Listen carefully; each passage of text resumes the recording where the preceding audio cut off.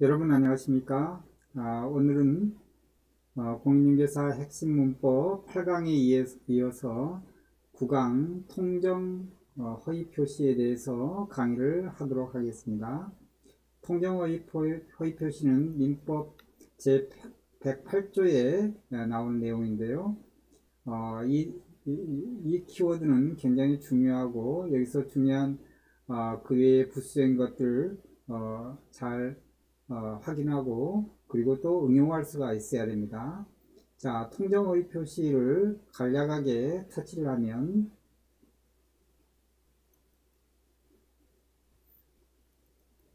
먼저 세 개의 단어로 압축을 하면 불일치, 통정, 그리고 무효, 그리고 적용하는 문제가 있습니다.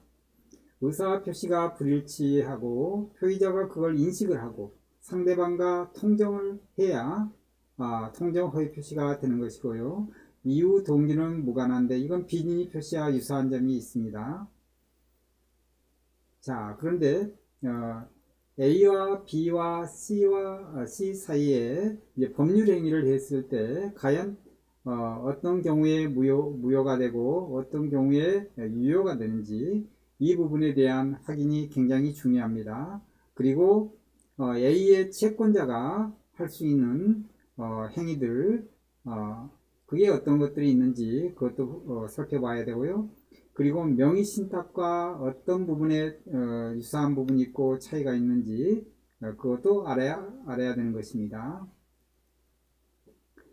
그리고 통정허위 표시에서 제3자가 중요한데요. 제3자는 선의일 때 그 행위가 법률행위가 유효하다고 말씀드렸죠. 그랬을 때 그 제3자, 보호받을 수 있는 제3자는 어떤 자를 말하는가, 이것도 굉장히 중요합니다.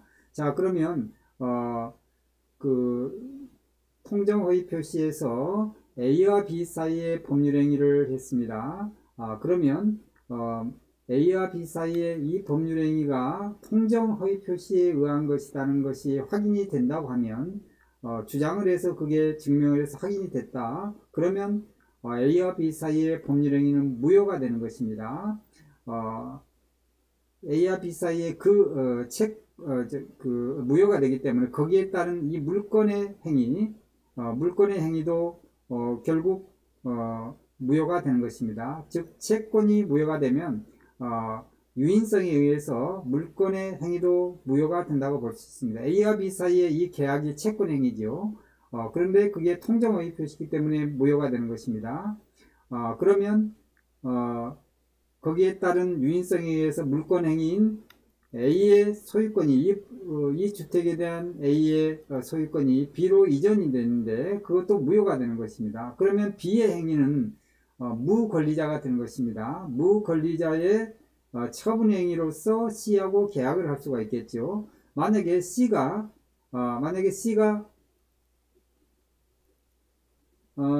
선의이고 여기서 무과실은 따지지 않고요. 그냥 과실이라 할지라도 선의로 추정하는데 C가 선의다 하면 C와 B 사이의 법률행위는 유효한 법률행위가 되는 것입니다. 그러면 C가 다시 D하고 다시 법률행위를 했다. 이때 A와 B 사이에 C는 제3자가 되고 C가 다시 D하고 법률행위를 했다 하면 이건 D는 전득자가 되는 것입니다. 전득자는 C가 선의이면 선악을 불문하고 유효합니다. 이걸 엄폐물의 법칙이라고 말씀드렸죠.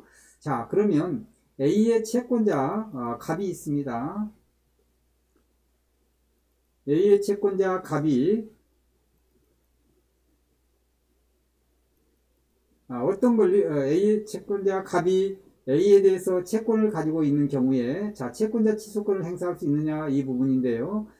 A가 갑에 대해서 채무가 있는데도 불구하고 A가 B하고 통정허위 표시로 인해서 A의 재산권이 감소가 됐지요. 감소가 됐으면 갑은 채권자 취소권을 행사할 수가 있습니다. 가능합니다. 자, 어떻게 하느냐?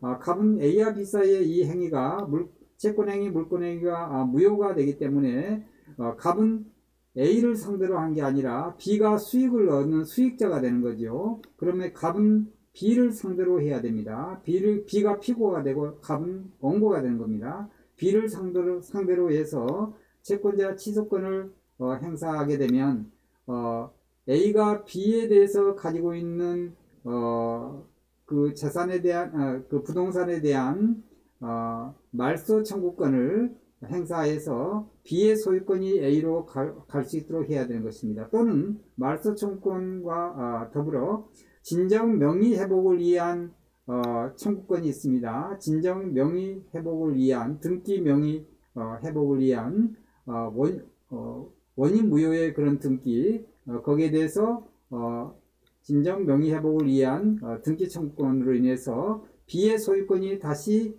A로 원상복귀할 수 있도록 할 수가 있습니다. 갑은 그렇지만 B를 상대로 해서 소송을 해야 되는 거고 그 수익자를 상대로 해야 되는 겁니다. 그럼 이 소유권이 다시 A에 오게 되면 갑은 다시 A에 대해서 강제집행을 하든지 채권을 행사할 수가 있습니다. 만약 B가 소유권을 C에게 넘겨버렸다면 갑의 입장에서 C가 전득자가 되는 건데 직접 C를 상대로 해서 진정 명의회복을 위한 등기 회복을 하든지 아니면 말소 등기 청구권을 행사를 해서 A가 가지고 있는 말소 등기 청구권을 행사해서 C에게 다시 A로 소유권이 이전되도록 그렇게 해야 되는 겁니다. 자, 이게 바로 채권자 취소가 되는 거고 채권자 대의도 마찬가지입니다. A가 그 권리를 통장화에 표시했는데 이 무효가 됐는데 물권행위 채권행위 A가 움직이지 않습니다. 그러면 갑은 대신해서 A를 대신해서 B에게 말소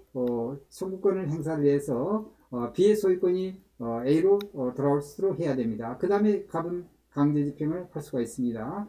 자, 그래서 이 경우에 D를 우리가 전득자라 하고 C는 제3자라고 하는데 갑이 수익자 B를 상대로 해서 이런 권리를 행사할 수가 있을 때 그때 C도 전득자가 될 수가 있습니다. 자, 그러면 여기에 따른 명의신탁 경우하고 차이를 보면 명의신탁은 A와 B 사이에 명의신탁 약정을 했어요. 그러면 명의신탁 약정도 무효가 됩니다. 그런데 그로 인해서 물권행위가 있다 그러면 소유권 넘어갔다 이것도 무효가 된 것입니다. 그랬을 때 이 통장의 표시하고 좀 다른 점은 명의신탁은 무효인데 C는 선악 불문하고 소유권을 가져갈 수가 있어요. 유효합니다. 이 법률행위가 유효한 겁니다. B하고 법률행위 선악 불문하고. 그런데 통정의 표시는 C가 선일 때만 보호를 받는 것입니다. 명의신탁은 C가 선이건 악이건 다 받을 수가 있는 것입니다. 자, 그러면 허위 근저당 설정 이건 판례에 나온 얘기인데요. 허위 근저당 설정은 강제집행 면탈을 목적으로 해서 면탈하기 위해서 A가 B에게 소유권을 이전하면서 거기에 허위 근저당을 설정을 하는 경우를 말하는 겁니다.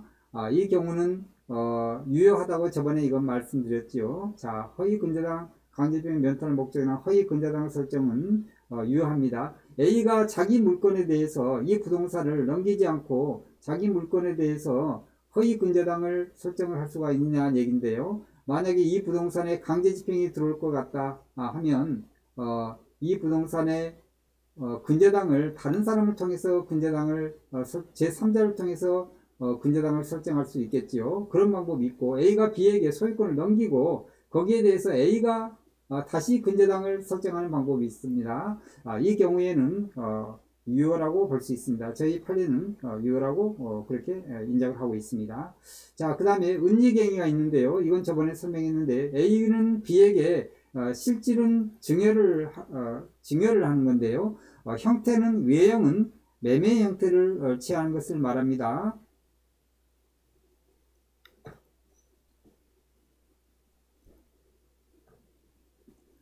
외형은 매매 형태를 취하는 것을 은닉행위라 합니다. 자, 이때 중요한 것은 이 유효 무효를 따져야 되는데 A가 B에게 가장행위하고 좀 다릅니다. A가 B에게 증여를 한 사실은 유효한 것입니다. 그렇지만 매매하는 형태는 가장을 하는 형태가 되는 거죠. 그렇기 때문에 A와 B 사이에 이 증여가 유효가 된다고 그러면 A와 B 사이에 이 법률행위에 터잡은 C와의 법률행위에 있어서 C는 C는 선악을 불문하고 유효가 되는 것입니다. 이때는 C는 선악 불문하고 유효가 되는 것입니다. 그렇지만 A와 B 사이 이 증여 자체가 뭔가 문제가 있고 무효가 된다 그러면 C는 그때는 선의인 경우만 유효가 되는 것입니다. 은닉행위는 그 부분에 좀 차이가 있습니다. 선악 불문하고 C는 A가 A와 B 사이의 은닉행위 즉